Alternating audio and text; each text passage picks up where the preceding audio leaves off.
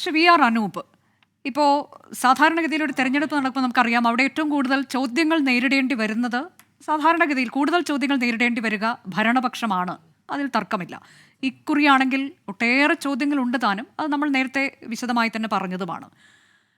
പക്ഷേ അപ്പോഴും ഈ സി പി എമ്മിൻ്റെയൊക്കെ ആത്മവിശ്വാസം എങ്ങനെയാണ്? അവരുടെ ഒരു സംഘടനാ രീതിയുണ്ട്. അവർ നേരത്തെ തന്നെ സ്ഥാനാർത്ഥി നിർണയ ചർച്ചകളിലേക്ക് കടക്കുന്നു, പ്രവർത്തനങ്ങൾ തുടങ്ങാൻ ജില്ലാ നേതൃത്വങ്ങൾക്ക് നിർദ്ദേശം നൽകുന്നു. ആ തരത്തിലേക്കൊക്കെ അവർ മുന്നോട്ട് പോവുകയും ചെയ്യുന്നു. അങ്ങനെ ഒരു ശക്തമായ സംഘടനാ സംവിധാനം അവർക്ക് എപ്പോഴും ഉള്ളതാണ്. മറ്റൊന്ന്, കഴിഞ്ഞ ഉദാഹരണങ്ങളെല്ലാം പറഞ്ഞുകൊണ്ടാണ് അവർ ഇതിനു മുൻപൊക്കെ ഉണ്ടായിട്ടുള്ള ഉപതെരഞ്ഞെടുപ്പുകളിൽ എന്തായിരുന്നു ആ ചരിത്രം പറയുന്നു. കൂടാതെ മുൻപ് വലിയ വിവാദങ്ങൾ, ഒരുപക്ഷെ ഇതിലും വലിയ വിവാദങ്ങൾ ഉണ്ടായപ്പോൾ പിന്നീട് വന്ന തെരഞ്ഞെടുപ്പിൽ എന്ത് സംഭവിച്ചു, ഇങ്ങനെയൊക്കെയുള്ള കുറേ കാര്യങ്ങൾ അവർ ചൂണ്ടിക്കാട്ടുകയും ചെയ്യുന്നുണ്ട്. ഇനി ഈ തെരഞ്ഞെടുപ്പ് നടക്കാൻ പോകുന്ന ഇടങ്ങൾ, അതിൽ വയനാട് തീർച്ചയായും നിങ്ങൾക്കൊരു എഡ്ജുള്ള സ്ഥലമാണ് എന്നുള്ളതിൽ സംശയമില്ല. മറ്റ് രണ്ടിടങ്ങൾ പാലക്കാടും ചേലക്കരയും. അതിൽ ചേലക്കര സി പി എമ്മിനെ സംബന്ധിച്ച് അവരുടെ ഒരു ഉറച്ച കോട്ടയാണ്. പക്ഷേ നിലവിൽ ഈ വിവാദങ്ങൾ അതൊക്കെ അവരെ എങ്ങനെയെങ്കിലും ബാധിക്കുമോ എന്ന് നമുക്കറിയില്ല. പാലക്കാടിൻ്റെ കാര്യത്തിലും അത് ബി ജെ പിയെ സംബന്ധിച്ച് അവരുടെ ഒരു സ്ട്രോങ് ഹോൾഡാണ് എന്നതിലും നമുക്ക് തർക്കമില്ല. അപ്പോൾ നിങ്ങൾ ഈ തെരഞ്ഞെടുപ്പുകൾ, ഈ വരാനിരിക്കുന്ന തെരഞ്ഞെടുപ്പുകൾക്ക് ഏത് തരത്തിലേക്കാണ് ഒരുങ്ങുന്നത്? എങ്ങനെയൊക്കെയാണ് പ്രതീക്ഷകൾ? നിലവിലെ സാഹചര്യം സംസ്ഥാന സർക്കാരിന്, സി പി എമ്മിന്, പിണറായി വിജയന് പ്രതികൂലമാണ് എന്നുള്ള കാര്യത്തിൽ അത്തരം ഒരു കൺക്ലൂഷനിലേക്ക് എത്താൻ പ്രത്യേക പ്രാഗൽഭ്യത്തിന്റെ ഒന്നും ആവശ്യമില്ല. അതെല്ലാവർക്കും അറിയാവുന്ന കാര്യമാണ്. കേരളത്തിലെ ജനങ്ങളെ സംബന്ധിച്ചിടത്തോളം കേരളത്തിന്റെ മുഖ്യമന്ത്രി ഒരു കോമാളിയായി മാറിയിരിക്കുന്നു. നമുക്കറിയാം, പഴയകാല സിനിമകളിലൊക്കെ ഗൗരവകരമായ റോളുകൾ കൈകാര്യം ചെയ്ത നടന്മാർ പിന്നീട് അവരുടെ കരിയറിന്റെ അവസാന ഘട്ടത്തിൽ ഹാസ്യ നടന്മാരാവാറുണ്ട്. അതേ അവസ്ഥയാണ് പിണറായി വിജയന്. ഒരു കാലത്ത് നമ്മളൊക്കെ ഒരു ഗൗരവക്കാരനായ രാഷ്ട്രീയക്കാരനായി കണ്ടിരുന്ന പിണറായി വിജയൻ വായ തുറക്കുമ്പോഴേക്കും പരിഹാസപാത്രമായി, പരിഹാസ്യനായി മാറുന്ന കാഴ്ചയാണ് ഇപ്പോൾ അവസാനം നമ്മൾ കാണുന്നത്. ഈ പി ആർ ഏജൻസിയുമായൊക്കെ ബന്ധപ്പെട്ട് അദ്ദേഹം സ്വയം പരിഹാസ്യനായി മാറുകയാണ്. ഇപ്പൊ കഴിഞ്ഞ 2 തെരഞ്ഞെടുപ്പുകൾ പിണറായി ജയിച്ചു എന്ന് പറയുമ്പോൾ ഒരു നല്ല കേസ് ചിലപ്പോൾ വക്കീലിന്റെ സാമർത്ഥ്യം കൊണ്ട് ജയിക്കാം.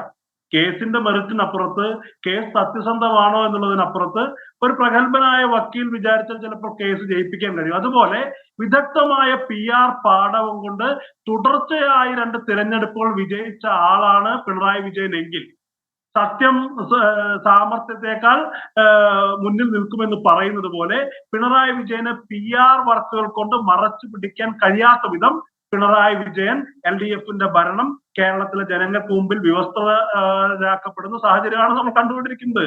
ഈ തെരഞ്ഞെടുപ്പിനെ സംബന്ധിച്ചിടത്തോളം ഒരു പി ആർ പാഠവും ഒരു പി ആർ മിടുക്കും പിണറായി വിജയനെ രക്ഷിക്കാൻ പോകുന്നില്ല. കാരണം സി പി എമ്മിന്റെ അണികൾക്ക് പോലും പിണറായി വിജയൻ അപ്രാപ്യനാണെന്ന് മനസ്സിലാക്കിയിരിക്കുന്നു എന്ന് മാത്രമല്ല, സി പി എമ്മിന്റെ സംസ്ഥാന കമ്മിറ്റിയിൽ പോലും ഈ പി ആർ ഭരണത്തെ കുറിച്ചുള്ള ആക്ഷേപങ്ങൾ കണ്ണൂരിൽ നിന്ന് പോലുമുള്ള ആളുകൾ ഉന്നയിച്ചു തുടങ്ങുന്നതാണ്.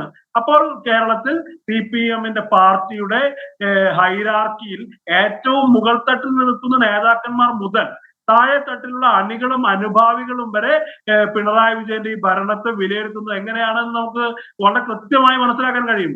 കേരളത്തിലെ യു ഡി എഫിനെ സംബന്ധിച്ചിടത്തോളം ഈ സാഹചര്യം എന്ന് പറയുന്നത്, നിലനിൽക്കുന്ന രാഷ്ട്രീയ സാഹചര്യം എന്ന് പറയുന്നത് 100% പ്രതിപക്ഷത്തിന് അനുകൂലമാണ്.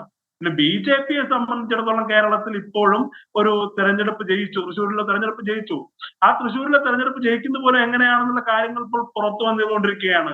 എപ്പോഴും ഞങ്ങൾ ഏറ്റവും ശരിയായ വിശ്വാസികളാണ് എന്ന് പറയുന്ന ആളുകൾ സി പി എമ്മുമായി ചേർന്ന് ഗൂഢാലോചനയിലൂടെ തൃശ്ശൂർ പൂരത്തെ അട്ടിമറിക്കാനുള്ള നീക്കങ്ങൾ നടത്തിയതിനെ കുറിച്ചുള്ള ചർച്ചകൾ നടന്നുകൊണ്ടിരിക്കുകയാണ്. മുൻപ് ശബരിമലയിൽ അവർ ചെയ്തതാണ്. ഇരുമുടിക്കെട്ടിന്റെ പവിത്രതയെ, പാവനതയെ അട്ടിമറിക്കുന്ന തരത്തിൽ ബി ജെ പിയുടെ ഉത്തരവാദിത്തപ്പെട്ട നേതാക്കന്മാർ ശബരിമല സമരകാലത്ത് പെരുമാറിയത് കണ്ടെങ്കിൽ ഇപ്പോൾ തൃശ്ശൂരിൽ വടക്കുന്നാഥന്റെ പൂരത്തെ അലങ്കോലപ്പെടുത്തുന്നതിലേക്ക് എത്തിക്കഴിഞ്ഞു. ഇപ്പൊ സി പി എമ്മിനെ സംബന്ധിച്ച്, ബി ജെ പിയെ സംബന്ധിച്ച് അവരുടെ അടിത്തറകൾ നഷ്ടമായിരിക്കുന്ന തെരഞ്ഞെടുപ്പാണ്. കോൺഗ്രസ് ഒരു പ്രതിപക്ഷ പാർട്ടി എന്നുള്ള നിലയിൽ ഇത് ജനങ്ങളുടെ മുന്നിൽ ഉന്നയിക്കുക മാത്രമല്ല, വളരെ സുശക്തമായി അതിനെ നേരിടും. വളരെ തുടക്കം മുതൽ അതിനെ നേരിടാനുള്ള സന്നാഹങ്ങളും സജ്ജീകരണങ്ങളും സംഘടനാപരമായി കോൺഗ്രസ് ആരംഭിച്ചിട്ടുണ്ട്. അതെ, അപ്പോൾ ഈ പാലക്കാടിനെ സംബന്ധിച്ച് എന്താണ് പറയാനുള്ളത്? പാലക്കാട് ബി ജെ പി വളരെ ശക്തമാണ്. അവിടെ കഴിഞ്ഞ നിയമസഭാ തെരഞ്ഞെടുപ്പിൽ എന്താണ് സംഭവിച്ചതെന്ന് നമുക്കൊക്കെ അറിയാവുന്നതുമാണ്. അവസാന ലാപ്പ് വരെ എത്ര ശക്തമായ പോരാട്ടം ഈ ശ്രീധരൻ കാഴ്ചവെച്ചു. 3000-ലേറെ വോട്ടുകൾക്ക് ഒടുവിൽ ഷാഫി പറമ്പിൽ വിജയിക്കുന്ന കാഴ്ച, ഇതൊക്കെ നമ്മൾ കണ്ടിട്ടുണ്ട്. അപ്പോൾ അവിടെ നിങ്ങളൊരു വെല്ലുവിളി BJP ഉയർത്തുമെന്ന് അവിടെയും കരുതുന്നില്ല എന്നാണോ? തീർച്ചയായും ഈ ശ്രീധരന്റെ സ്ഥാനാർത്ഥിത്വം നിങ്ങൾ തന്നെ പറഞ്ഞതുപോലെ BJPക്ക് ആ സാഹചര്യത്തിൽ ലഭിക്കാവുന്ന ഏറ്റവും മികച്ച സ്ഥാനാർത്ഥിയായിരുന്നു ഈ ശ്രീധരൻ. അദ്ദേഹം BJPയുടെ സ്ഥാനാർത്ഥിയായി അദ്ദേഹം മത്സരിപ്പിക്കുമ്പോൾ പോലും വികസനത്തിന്റെ പേരിലൊക്കെ ഒരു പൊതുസമൂഹത്തിന്റെ ആ അർത്ഥത്തിലുള്ള പിന്തുണ നേടാനുള്ള വലിയ പരിശ്രമങ്ങൾ നടത്തുകയും അതിലൊക്കെ കുറെ ആളുകൾ വീണു പോവുകയും ചെയ്തിട്ടുണ്ടാകാം. അങ്ങനെ ഈ ശ്രീധരന് പോലും 3000 വോട്ടിൽ ഷാഫി പറമ്പിൽ അന്നത്തെ പ്രതികൂല സാഹചര്യത്തിൽ ഞാൻ നേരത്തെ പറഞ്ഞതുപോലെ വലിയ തോതിൽ PR പിൻബലത്തോടെ പിണറായി വിജയൻ മത്സരിക്കുന്ന ഇലക്ഷനിൽ അത്തരം ഒരു തരംഗം ഉണ്ടായിരുന്ന ഇലക്ഷനിൽ പോലും ഷാഫി പറമ്പിൽ 3000 വോട്ട് വിജയിച്ചെങ്കിൽ ഇന്നത്തെ രാഷ്ട്രീയ കാലാവസ്ഥയിൽ ശ്രീധരൻ ഒഴിച്ച് ഒരു BJPയുടെ രാഷ്ട്രീയ സ്ഥാനാർത്ഥി മത്സരിക്കുകയാണെങ്കിൽ പക്ഷെ കഴിഞ്ഞ ലോക്സഭാ തെരഞ്ഞെടുപ്പിലും BJPയുടെ പ്രകടനം മോശമായിരുന്നില്ലല്ലോ. അവിടെ കൃഷ്ണകുമാർ മത്സരിക്കുമ്പോൾ ഇതിലേക്കാണ് ഞാൻ വരുന്നത്. ആ കാലാവസ്ഥയെ അപേക്ഷിച്ച് നോക്കുമ്പോൾ CPM കുറെ കൂടി എക്സ്പോസ്ഡ് ആയിരിക്കുന്നു. BJPയുടെ അവസ്ഥയും വ്യത്യസ്തമല്ല. തീർച്ചയായും അതിന്റെ ആനുകൂല്യം കിട്ടാൻ പോകുന്നത് കോൺഗ്രസിനാണ്.